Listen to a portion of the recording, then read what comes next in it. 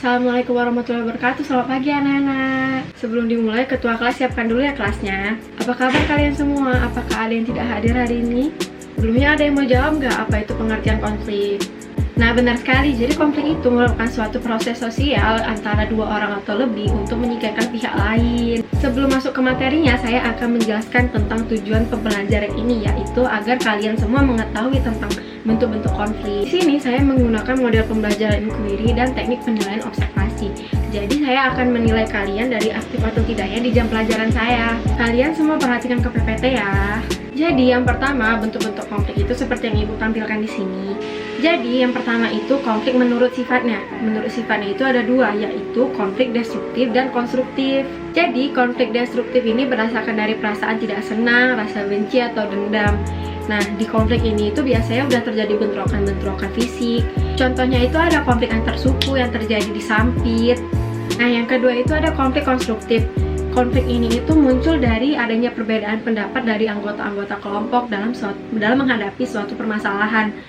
Nah, contohnya itu misalnya dalam sebuah organisasi, pasti anggota-anggotanya itu memiliki perbedaan pendapat kan. Tapi karena adanya konflik perbedaan pendapat ini akan memunculkan suatu konsensus. Nah, bentuk konflik yang kedua itu berdasarkan dari siapa yang berkonflik. Konflik ini itu terdiri dari tiga, yaitu konflik vertikal, horizontal, dan diagonal. Jadi konflik vertikal ini bisa dilihat misalnya konflik antara bos dengan karyawannya, konflik antara siswa dengan guru, mahasiswa dengan dosen. Nah, yang kedua itu ada konflik horizontal.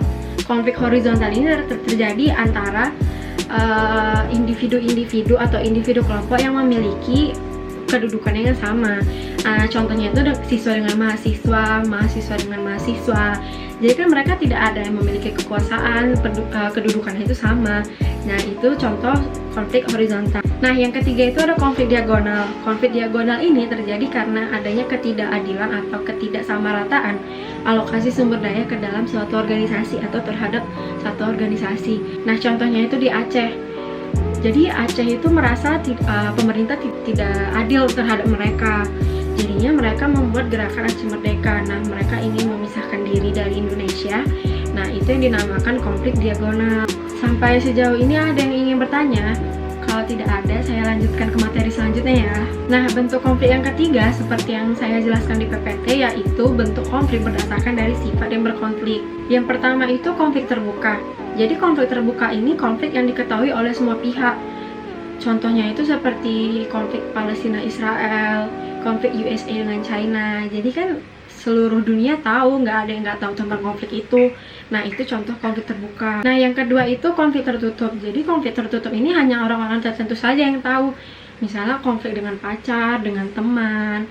Nah, kan itu nggak semuanya tahu kan, cuma orang-orang tertentu saja, orang-orang terdekat saja yang tahu. Nah, itu tuh namanya konflik tertutup. Nah, itu semua tadi tentang bentuk-bentuk konflik. Sekarang saya kasih tugas kelompok ya. Jadi tugasnya itu kalian cari gambar di internet atau koran tentang bentuk-bentuk konflik tersebut. Dan jangan lupa dijelasin di kumpul minggu depan ya.